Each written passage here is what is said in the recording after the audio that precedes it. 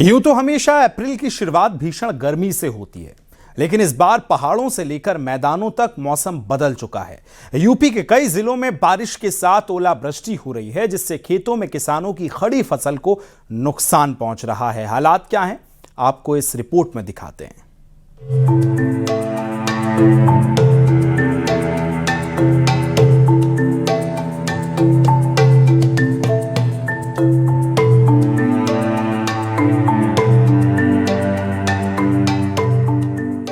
बेमौसम बरसात, तेज आंधी और आसमान से गिरते ओले। अप्रैल के महीने की शुरुआत कुछ इस तरह से हुई।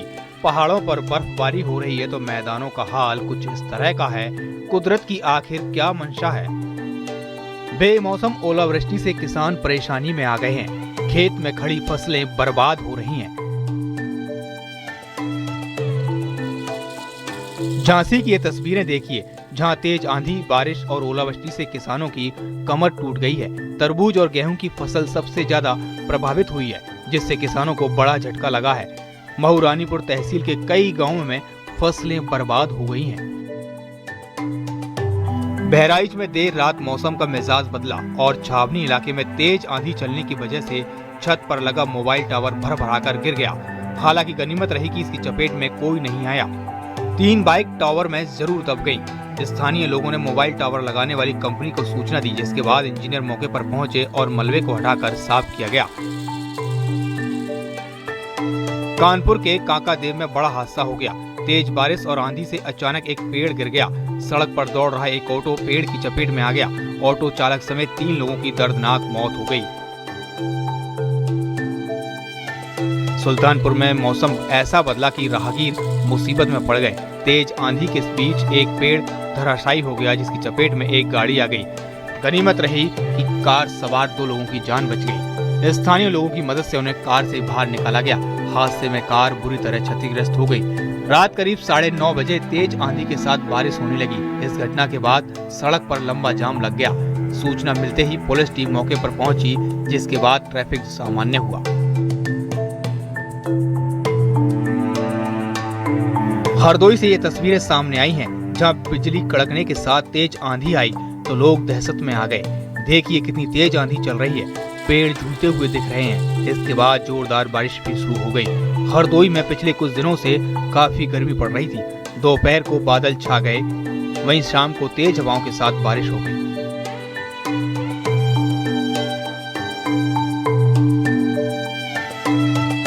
गांव के अंदर जो फसल का नुकसान हुआ है गेहूं और गन्ने पर, वो बहुत ज़्यादा है। विद्युत आपूर्ति भंग हुई है। गांव में तारों पे पेड़ गिर गए हैं। काफ़ी नुकसान हुआ है। विद्युत आपूर्ति बंद भी कर दी गई थी। और फसल में जो गेहूं और गन्ने में नुकसान है, वो किसान की कमर तोड़ने के लिए। मथुरा में बेमौसम बारिश और ओलावृष्टि से किसानों की मेहनत में पानी फिर गया है।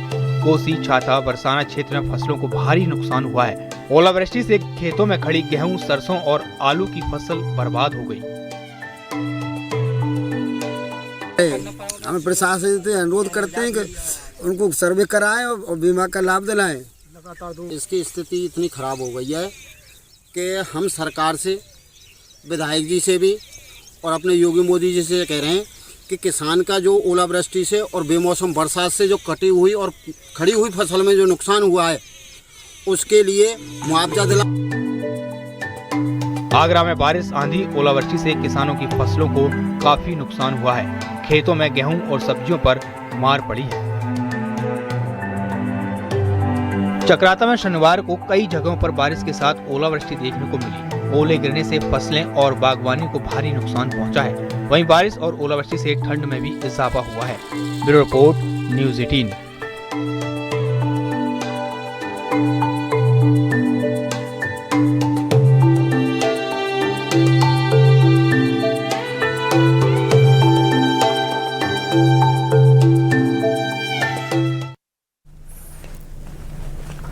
पहाड़ों पर मौसम बदला है। उत्तराखंड में केदार घाटी पूरी तरह बर्फ से ढकी हुई है।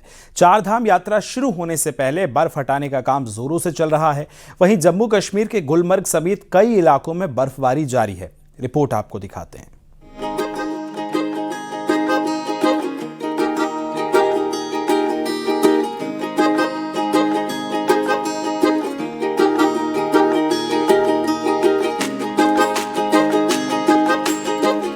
पहाड़ों पर मौसम ने एक बार फिर करवट ली है। केदारनाथ धाम एक बार फिर बर्फ की चादर में ढक गया है। जहां तक नजर जाएगी सिर्फ बर्फ ही दिखाई दे रही है। धाम में कई फीट तक बर्फ जम चुकी है। पूरी केदार घाटी कड़ाके की ठंड की चपेट में है। जहां एक ओर बर्फबारी ने घाटी को खूबसूरत बना दिया है, वहीं दूसरी ओर बर्फबारी का मौसम प्रशासन के लिए चुनौती बन गया है। 22 अप्रैल से शुरू होने वाली केदारनाथ यात्रा से पहले प्रशासन की टीमें दिन रात साफ सफाई और रास्ते तैयार करने में जुटी थी, लेकिन ताजा बर्फबारी ने उनकी मुश्किलें बढ़ा दी हैं। बर्फ हटाने का काम तेजी से किया जा रहा है ताकि श्रद्धालुओं के लिए रास्ते सुरक्षित बनाए जा सके। केदार धाम में 3 से 4 फीट तक बर्फ जमी हुई है। अब जम्मू कश्मीर से आई इन तस्वीरों को देखिए। राजौरी पुंछ जिले को कश्मीर से जोड़ने वाली ऐतिहासिक मुगल रोड पर अच्छी बर्फबारी हुई, जिसके बाद रास्ते बाधित हो गए। बीआरओ की टीम लगातार बर्फ हटाने में जुटी है, जो एक चुनौती बना हुआ है। जम्मू कश्मीर के गुलमर्ग में एक बार फिर हिम वर्षा हुई है, जिसके बाद वादियां बेहद ही खूबसूरत हो गई हैं। गुलमर्ग में इस वक्त सैलानियों की भरमार है। पर्यटक खूबसूरत नज़ारों को अपने कैमरे में कैद कर रहे हैं। गुलमर्ग अपने खूबसूरत नज़ारों और स्कीइंग के लिए साल भर पर्यटकों को आकर्षित करता है। गोंडोला में बैठने का भी जबरदस्त क्रेज है। लंबी लंबी कतारें देखने को मिल रही हैं। पर्यटकों की बढ़ती आवाजाही से स्थानीय होटल, गाइड और ट्रांसपोर्ट सेवाओं को काफी फायदा हो रहा है। डोडा में भी मौसम का मिजाज बदला है। तेज हवाओं के बाद ऊंची चोटियों पर हिमपात हुआ है। बर्फबारी से तापमान में गिरावट दर्ज की जा रही है, जिससे ठिठुरन भी बढ़ गई है। बनिहाल में भी ताजा बर्फबारी हुई। ऊंचाई वाले इलाकों में बर्फ की चादर दिख रही है। Bureau report news 18 UP Uttarakhand.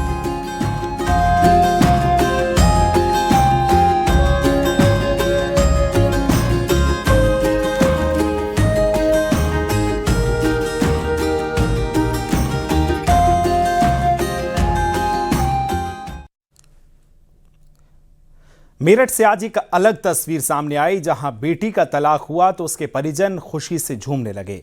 तलाक को जिंदगी की नई शुरुआत का जश्न उन्होंने बना दिया है। क्या कुछ हुआ, रिपोर्ट में आपको दिखाते हैं।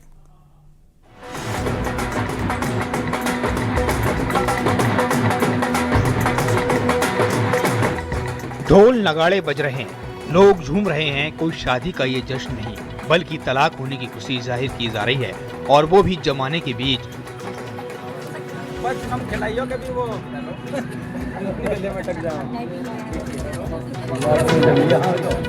पानी नहीं है। मेरठ की कचहरी में उस वक्त हर कोई हैरान रह गया जब ढोल नगाड़ों की गूंज के बीच फूल मालाओं से बेटी का स्वागत हुआ।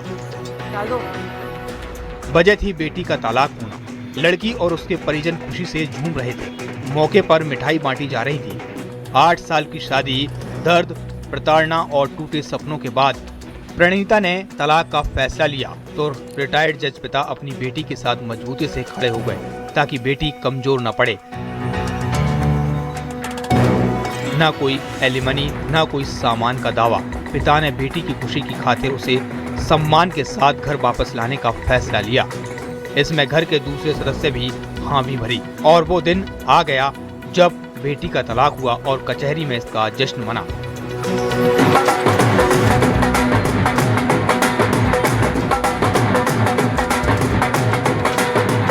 जहाँ परिवार ने बेटी का स्वागत ठीक उसी सम्मान के साथ किया जैसे कभी विदाई हुई थी। पिता ने इसके जरिए ये संदेश दिया कि बेटी बोझ नहीं।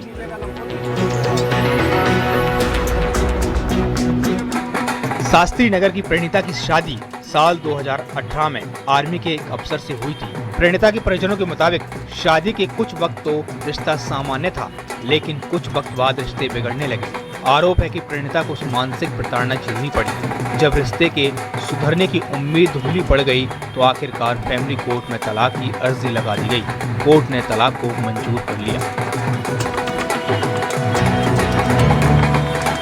समाज में अक्सर तलाक को सही नजर से नहीं देखा जाता, लेकिन यहाँ पिता ने बेटी की आत्मसम्मान के साथ समझौता नहीं किया। ये कहानी सिर्फ एक परिवार की नहीं, ये सोच बदलने की शुरुआत है। अगर परिजन साथ हों तो वहाँ रिश्ता खत्म नहीं, खुशियाँ भी शुरू हो सकती हैं।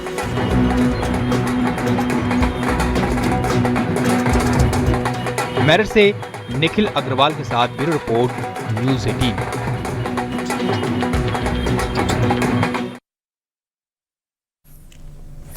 अब एक ऐसा खुलासा जो आपको भी हैरान कर देगा। एक्स्ट्रा मैरिटल अफेयर ऐप यानी ग्लिडन ने ऐसे आंकड़े जारी किए हैं जो हैरान करने वाले हैं। भारत में 40 लाख यूजर्स इस ऐप से जुड़ चुके हैं, तो दूसरी तरफ महिलाओं की तादाद इस पर तेजी से बढ़ रही है। रिपोर्ट आपको दिखा रहे हैं।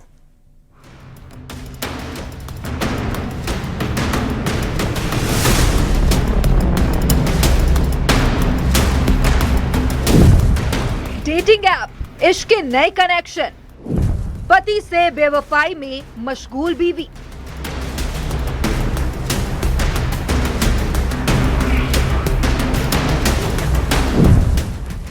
एक्स्ट्रा मैरिटल अफेयर ऐप, रिश्ते से फरेब। ऐप पर ज्यादा एक्टिव है महिलाएं। पति भी तलाश रही हसीनाएं। जब 7 फेरे लिए जाते हैं तो पति पत्नी वादा करते हैं एक दूसरे से कभी बेवफाई नहीं करेंगे। बेवफाई तो छोड़िए, कभी किसी और के चक्कर में धोखा नहीं देंगे। ना बीवी बेवफाई करेगी, ना ही शौहर दगा देगा।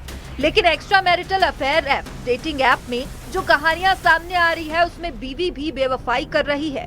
बीवी तो बीवी, शौहर भी रिश्तों को धोखा देने में कम नहीं। Extra marital affair app Gliddon के आंकड़े हैरान करने वाले हैं।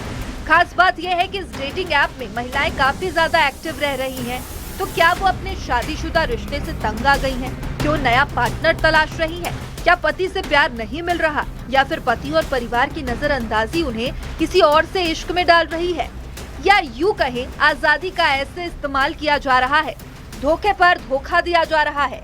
आखिर एक्स्ट्रा मैरिटल अफेयर ऐप पर महिलाएं क्यों एक्टिव है, वो भी डेटिंग और चैटिंग के लिए? खास वक्त होता है दोपहर 12 बजे से 3 बजे के बीच। अक्सर इसी टाइम पर यूजर्स एक्टिव रहते हैं। और यही नहीं, रात के 10 बजे से। सुनिए आंकड़ों की जुबानी बेवफाई की इस कहानी को क्या कह रही है report. Extra marital affair app Gleeden की रिपोर्ट कहती है भारत में 40 लाख यूजर्स का आंकड़ा पार हो गया है। बेंगलुरु में अकेले करीब 18% यूजर्स है। बेंगलुरु में सबसे ज्यादा बेवफा है। हैदराबाद, दिल्ली, मुंबई और पुणे भी बेवफाई में शामिल। दोपहर 12 से 3 बजे तक इश्कबाजी का मुफीद वक्त। रात 10 बजे से रंगीन होती है रात। मेट्रो शहर में भागती जिंदगी में क्या सुकून के कुछ पल ऐसे चुराए जा रहे हैं? क्यों पति पत्नी एक दूसरे से बेवफाई कर रहे हैं? आखिर कहां कमजोर हो रही है रिश्तों की डोर? ये आंकड़े क्या कह रहे हैं? क्या तन्हाई किसी और के करीब ले जा रही है? आखिर रिश्तों में दरार क्यों आ रही है? और महिलाओं की जिस तरह से तादाद बढ़ रही है वो अलर्ट भी कर रही है। खास बात यह है कि पुरुष 25 से 30 साल की महिलाओं की तरफ अट्रैक्ट हो रहे हैं, तो महिलाएं 30 से 40 साल के प्रोफेशनल पुरुष उनकी पहली पसंद है। यानी बैंक बैलेंस जरूरी है।